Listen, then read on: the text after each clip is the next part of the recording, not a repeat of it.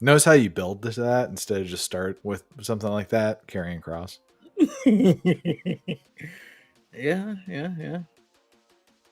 Cody Rhodes. He is up next to have his and he goes out to the ring. First of all, he gets 3 pyros, and he goes out the ring to do a little talking segment, and he says that Brock Lesnar couldn't make him tap out. He says, yes, he could have tapped out. This is ridiculous. But he says, yes, he could have tapped out, but that's not the man he wants to be. He wants to prove that he's not a person that taps out.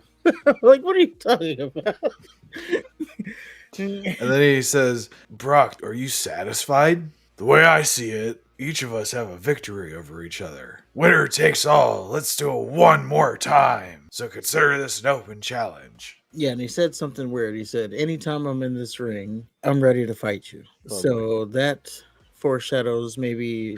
I'm thinking what's going to happen is Cody Rhodes is going to have a Money in the Bank qualifier, and that's where we see Brock Lesnar rear his head, and then that's where we get the build towards Cody versus Brock 3. There are some rumblings on the internet. We're supposed to be getting Brock versus Seth Rollins at Money in the Bank, and Really? then SummerSlam. Yeah. Oh. Which What? which then also brings another interesting thing. Did it come from Boozer? I don't remember who this one came from. I don't know about that one. It didn't sound like a Boozer story though, because it's That's a complete 180. Yeah, and we still got to get especially with what Cody said.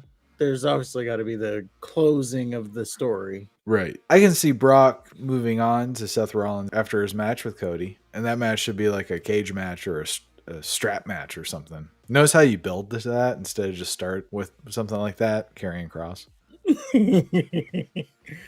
Yeah. But yes, they're progressing the story towards it. I was thinking that maybe they're going to do like a I quit match, because how Cody was very definitively saying, I didn't give up. You couldn't make me give up. So I thought they may be going that way, but yeah, it could also be a last man standing, but obviously it's going to be something like definitive. I couldn't get past the fact that, like, he said, I didn't tap out because that's not the man I want to be. But we saw him for a good chunk of time screaming like a little bitch. Is that the man he would rather be than a guy that just does a little man tap? You go, all right, got me. A man that knows when he's defeated, that's not the man you want. You want to ignore the signs that you've been defeated.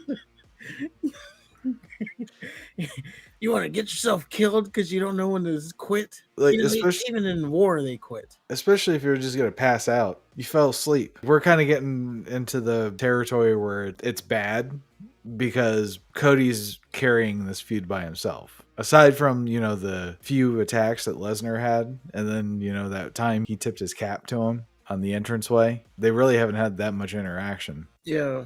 We haven't really gotten much from Brock other than, the beatdowns.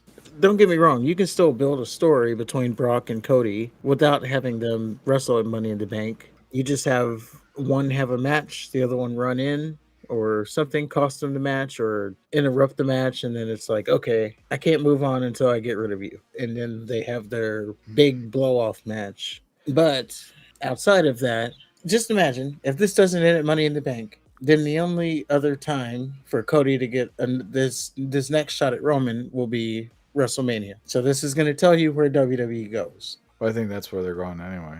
You think definitively they're going to stretch this out to WrestleMania? Cody and Roman? Yeah. Yeah. Okay.